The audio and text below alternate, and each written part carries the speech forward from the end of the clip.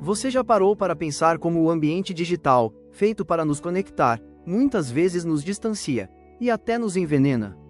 E o que mais dói é ver cristãos, que deveriam ser faróis de esperança, sem perceber, se tornando parte da tempestade de raiva que inunda as redes sociais.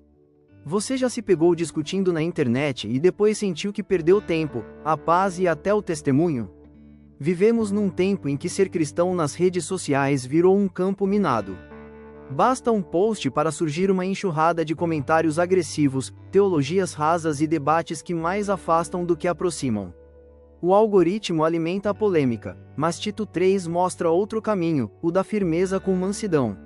A geração cansada da gritaria online precisa ouvir o que o Espírito de Deus inspirou Paulo a escrever. Há uma forma de se posicionar com verdade sem cair no espírito de contenda. Não se trata de omissão, mas de sabedoria. De ser sal e luz. Hoje vamos mergulhar em Tito 3 e entender como o Evangelho transforma o nosso comportamento público, inclusive nas redes. Prepare-se, porque não foi por acaso que você chegou até aqui. Esta mensagem vai transformar a forma como você enxerga os seus relacionamentos e aumentar sua fé.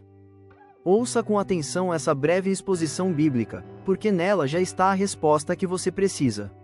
E logo depois, vamos refletir juntos sobre como essa verdade transforma vidas hoje. Fique até o fim desse vídeo e veja que esta porção foi preparada por Deus para você. Capítulo 3 da carta escrita a Tito. Lembre a todos que se sujeitem aos governantes e às autoridades, que sejam obedientes e estejam prontos para toda boa obra. Que não difamem ninguém, que sejam pacíficos, cordiais, dando provas de toda cortesia para com todos. Pois nós também, no passado, éramos insensatos, desobedientes, desgarrados, escravos de todo tipo de paixões e prazeres, vivendo em maldade e inveja, sendo odiados e odiando-nos uns aos outros. Mas quando se manifestou a bondade de Deus, nosso Salvador, e o seu amor por todos, Ele nos salvou, não por obras de justiça praticadas por nós, mas segundo a sua misericórdia. Ele nos salvou mediante o lavar regenerador e renovador do Espírito Santo, que Ele derramou sobre nós ricamente, por meio de Jesus Cristo, nosso Salvador, a fim de que, justificados por graça, nos tornemos seus herdeiros, segundo a esperança da vida eterna. Fiel é esta palavra, e quero que você fale ousadamente a respeito dessas coisas, para que os que creem em Deus se empenhem na prática de boas obras. Estas coisas são excelentes e proveitosas para todas as pessoas. Evite discussões tolas, genealogias, controvérsias e debates sobre a lei, porque são inúteis e sem valor. Evite a pessoa que provoca divisões, depois de admoestá-la uma ou duas vezes, pois você sabe que tal pessoa está pervertida, vive pecando e por si mesma está condenada. Quando eu lhe enviar Ártemas ou Tíquico, faça o possível para vir ao meu encontro em Nicópolis. Estou resolvido a passar o inverno ali.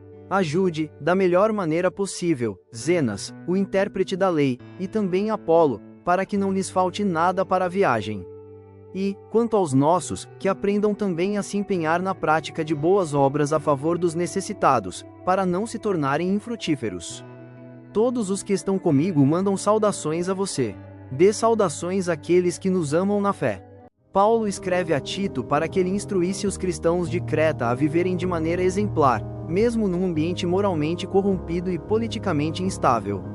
Neste último capítulo da carta, o foco é o testemunho público do cristão, submissão às autoridades, gentileza no trato com todos e rejeição de contendas tolas.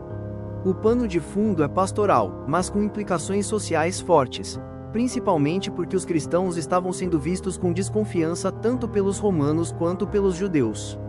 Paulo orienta a firmeza doutrinária sem que isso se transforme em arrogância ou agressividade, mas que dê testemunho de um verdadeiro seguidor de Cristo.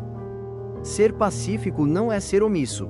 Lembrem a todos que se sujeitem aos que governam, que sejam amáveis, mostrando toda cortesia para com todos.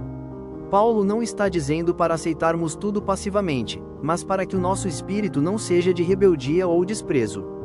Isso vale para a política, para os líderes espirituais e para os debates nas redes. A ideia de mostrar cortesia implica em autocontrole, educação e foco na verdade sem desrespeito. Isso confronta diretamente a cultura do cancelamento e das brigas digitais. O cristão não deve ser inflamável, mas inflamado pelo Espírito de Deus. Lembre-se de quem você era, e do que Deus fez por você. Pois nós também outrora éramos insensatos, desobedientes. Mas, quando se manifestou a bondade de Deus, Ele nos salvou. Esse é o antídoto contra a arrogância teológica e a violência argumentativa. Quando esquecemos a graça que nos alcançou, agimos como se fôssemos os juízes da fé alheia. Fomos salvos não por mérito, mas por misericórdia. Esse trecho é um dos resumos mais belos do Evangelho em toda a carta, e nos chama à humildade. No ambiente de trabalho, onde opiniões se chocam, essa postura graciosa pode ser um diferencial tremendo. Pare de gastar energia com discussões inúteis. O texto bíblico é claro, tem discussão que não leva a lugar nenhum. No contexto de hoje, podemos dizer, não caia em iscas digitais. A verdade bíblica não precisa de gritaria para ser proclamada. Muitos cristãos têm perdido tempo e autoridade em brigas nas redes sociais e grupos de aplicativos. E o pior, afastam os que poderiam ser tocados pelo Evangelho. Em vez de serem ponte, viram muro. Aqui somos desafiados a refletir: como estamos nos comportando diante do mundo que nos observa? Estamos sendo voz de reconciliação ou instrumento de divisão? O cristão foi chamado para ser diferente, não só no que crê, mas em como se comunica, em como age. Não precisamos ser omissos, mas precisamos ser prudentes. A verdade continua sendo verdade, mesmo dita com mansidão. O mundo não precisa de mais justiceiros da fé, mas de homens e mulheres cheios do Espírito de Deus, que confrontam com amor e edificam com sabedoria. Deixe nos comentários: chega de descontrole. É hora de maturidade espiritual. Compartilhe essa mensagem com alguém que precisa dessa verdade hoje. Vamos crescer juntos na fé e no conhecimento da palavra de Deus. Que a suficiência da palavra continue transformando você, porções após porções. Deus te abençoe, a você que crê em seu nome e o busca. E antes de sair, lembre-se: curtir, se inscrever no canal, ativar o sininho e compartilhar esse vídeo. São atitudes simples que ajudam demais a levar a palavra de Deus a mais pessoas.